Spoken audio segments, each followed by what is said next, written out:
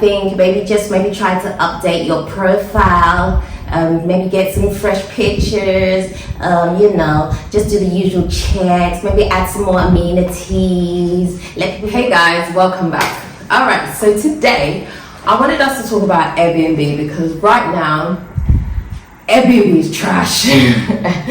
I cannot lie to you, like Airbnb for the last at least a year to a year and a half, it has been really, really bad. And at first I thought it was just me, but a few people I've spoken to, they're like, it ain't just you. Like, it is a real problem. So if you have been watching me for some time, you will know that I constructed an Airbnb for myself, right? So at first I had the first apartment. The journey for doing that was, oh my gosh, I don't want to do that again. It was so much hard work putting it together, things that I went through and all of that. It was a lot, it was a process. And then you remember the flooding that happened just after I got completed. Oh my gosh. When I look back at these things, I'm like, it has been such a journey. It's been an amazing one, and I guess it has been a great experience, but it has been quite the journey. When I first launched and I had one apartment, Airbnb was amazing. Airbnb was back to back sending me people. I think I was only unoccupied for about 2 weeks maximum at a time. I think there was only one period of a 2-week break where I had no one in the apartment. Otherwise, sometimes you get that odd day here and there, but sometimes, but for the majority part of it, I was always booked. So I thought, I've got it. I am going to complete the other apartment now, so I have 2 Airbnbs, and it's going to be amazing because now I can double the income and I maximize my profits and all of that good stuff. It was like something in the atmosphere said, let's wait for her to put all her money into this second one, and then we're going to show her something. Now, I know a few of you out there are rejoicing because you don't like me. It's okay. I'm coming back, don't worry. So I did, as soon as I completed the second one, things began to slow down. I did have some people stay, and then things on Airbnb just began to slow down. And at first I thought it was just me, and I was like, what's going on? So then I became obsessed with looking at the charts, because on Airbnb you can tell how many people have been looking at your site, at your page and stuff like that. And I noticed that there was this downward trajectory happening. And I was like, what is happening here? And then the period where it was empty was getting longer and longer. So although I was still getting people, majority of the people that I was getting were people that had been and stayed before and had really enjoyed themselves. So they wanted to come back for a second time. And that was cool. So I was getting repeat business that way. But in terms of getting new people, I wasn't really getting new people unless maybe someone knew me and reached out and was like, look, I need an apartment to stay at. Is your place available? Type thing. And so I was like, oh my gosh, this is very, very, very bad. But my saving grace was the fact that I own the property. If I had rented it in order to turn it into an Airbnb, or if it was somehow costing me, I would have been in big, big, big trouble. Now, so I just want to say, is Airbnb still a good investment to do? I would say yes, but with Airbnb, you have to know who you're targeting, okay? So if you're going to create an Airbnb space, the ones that are the most popular are the ones that have amenities. So it will have a swimming pool, there'll be facilities for the children, there'll be, places like The Signature, I guess, right? Where you have everything in there. But those places are going to cost more than where I am, right?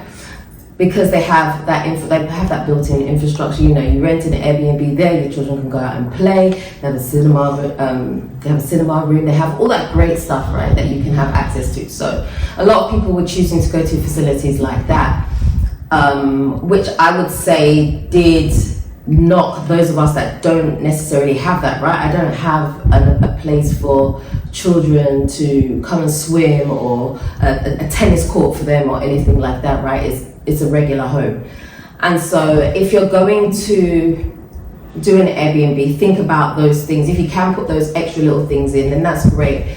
But then, as I say, you pay a premium for those types of places. So really, the types type of apartment that I have, like a regular type home, which is just a nice home that someone wants to come and stay in, you possibly won't get as much demand unless people know you, unless it gets spread like that. Okay, so Ghana is very, very word of mouth, and so you get it that way. So another option that I tried was using local agents. Now the local agents, the way it works is you just pay them a commission. They bring the people, they pay you, you pay them a commission of whatever you earn, and that is it. You both go about your merry way. That has been, I've had contact with a couple of agents. I have had one person who's been really, really good and like brings me people, and I'm like, yep, this works, this is amazing. But for me, it's not consistent enough.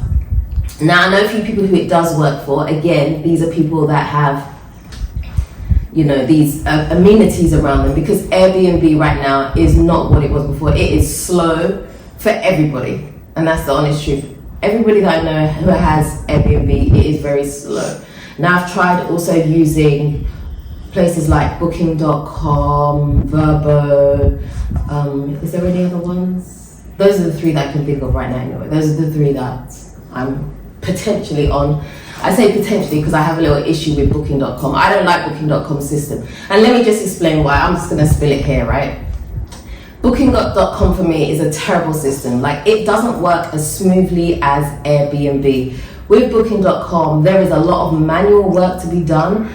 And also Booking.com would not allow me to take payment up front. So what I was finding was that people were booking, holding onto the booking, and then not showing up. So potentially, because what you do is you link your calendars, right? So that you don't get double booked. So you link your calendars with, say, Airbnb and Verbo, just so that if someone has booked those days, it will go across all the calendars so you don't get a double booking. Now,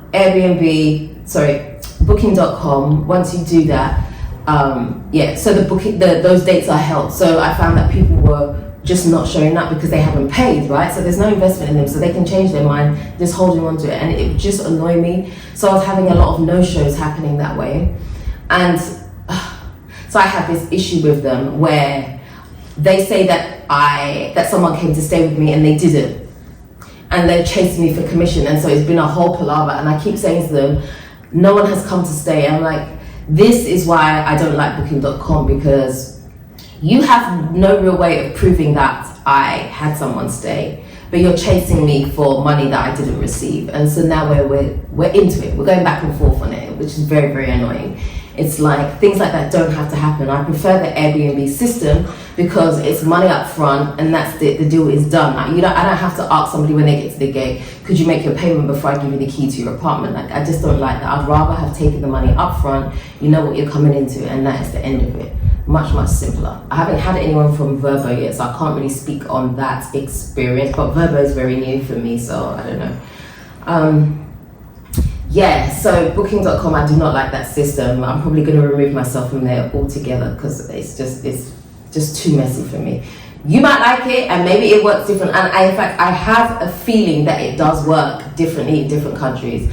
I feel like, and I could be wrong, right? So don't take this as factual, but I feel like the system that is set up for Ghana and maybe Africa is different to the system that is set up for the West. I cannot imagine someone in the West sitting down to do all this. But for us here, I feel like they make us work for our money, which is very, very annoying. It's unfair. But anyway, that is what it is. So I would say having a rental apartment is still a great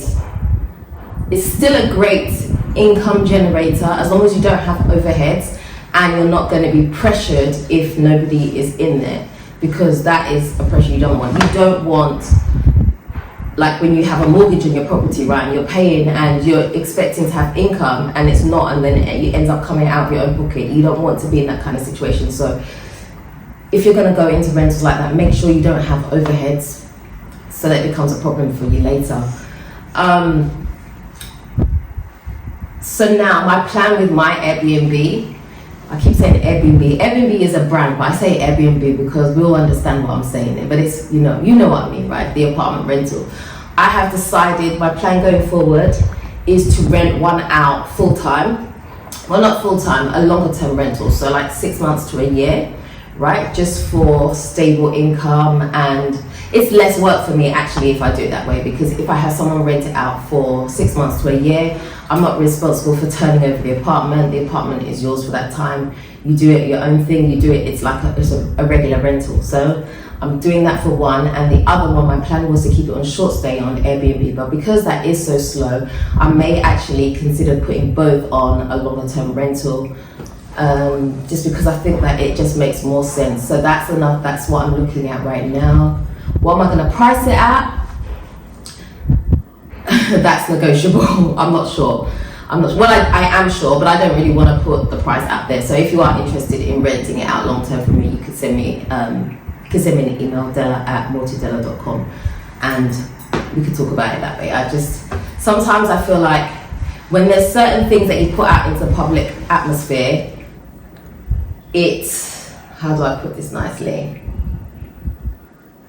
My experience, and a lot of experience that a lot of other YouTubers have had, is when we're talking money, all it takes is for one person to say something negative, and it opens up a bandwagon to everybody jumping on and saying something, right? That is completely unnecessary, and most of the time completely false, because they don't have an understanding. And so it is easier sometimes to not talk about the money side of it, if that makes sense.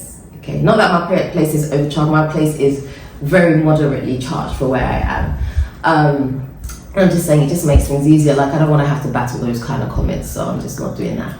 So if you are interested, you can send me an email. As I said, Dela@multidela.com. Would I do Airbnb all over again? Yes, I definitely would, because it has been great while it's worked.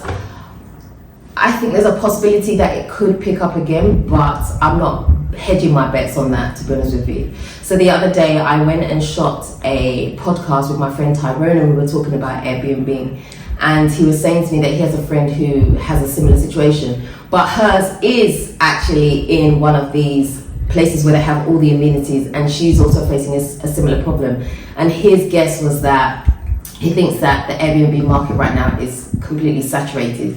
Like, there is so much option out there, and there's so many new things popping up all the time, that the whole market is just absolutely saturated, which I think could actually be true. I think there is definitely an element of truth to that, because most people that I've spoken to are suffering, unless you have a dedicated agent who knows people that are always coming in and out of Ghana, or who are always looking for a place. It's a lot harder to attract people to your place, no matter how beautiful your pictures are. And even, I would say, even as far as the pricing, like, you can have very, very reasonable pricing and still nothing, basically. nothing is really happening. So I would do it again.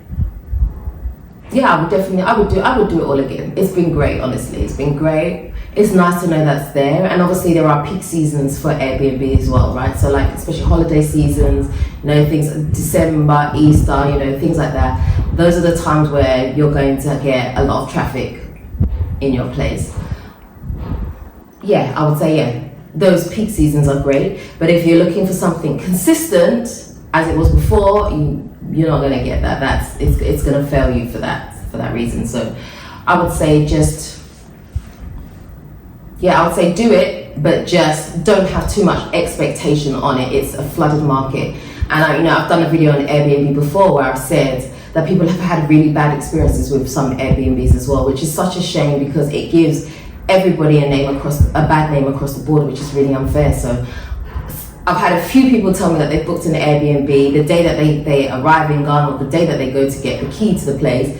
The person in charge says, or the person whose apartment it is says, "Oh, I'm really sorry, there's been a double booking. I'm going to give you this other apartment as well." And so where they feel like they've booked Cantonment, the person's like, "Oh, no, that's not the apartment. It's one in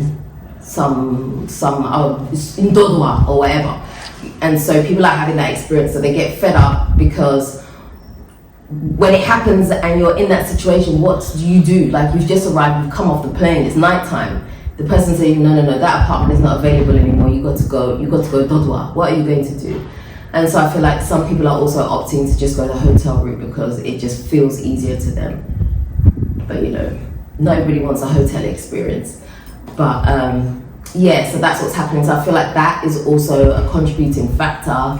So I called Airbnb a few times because I have superhost status on there, right? So I'm able to access them quite easily. So I've spoken to them a few times. I'm like, look, what is happening? Because the trajectory has been like this. And they're like, oh, it's an algorithm.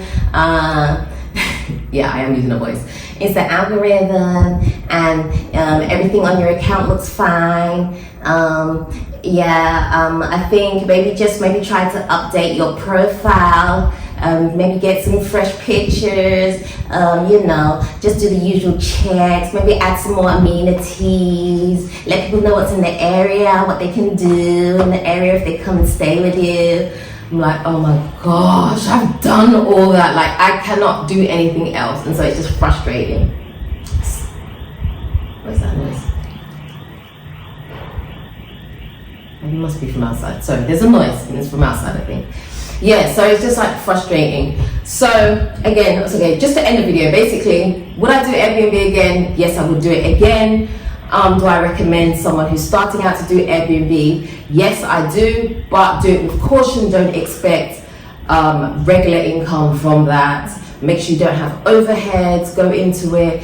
If your apartment is somewhere far out, I would say make sure you have something that will draw people to want to stay at your place. You have to have some type of USP. The further out you are, the more work you're going to have to do, because not everybody wants to be out, and a lot of people that are coming, especially younger people, they want to be in the heart of Accra, and so they don't really want to do that journey, especially if they're going out, transport back and forth. Ain't no Uber taking you from Osu to Yarafa. Like, you're gonna have a really hard time. So nobody wants to do those battles. So if you have got your apartment somewhere like a Yarafa, doesn't mean it's not going to work. It just means that you may have to put in some extra work, do some extra things in order to attract people. That's all I'm saying. But I would love to hear your experience. If you have an Airbnb, what your experience has been like. Has it been good? Has it been bad?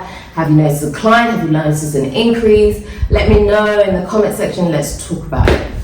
And that's the end of today's video. So, if you haven't already subscribed to this channel, do me a favor, hit the subscribe button and the notification bell. Don't forget to also like, comment, and share this video. Until next time, I am out.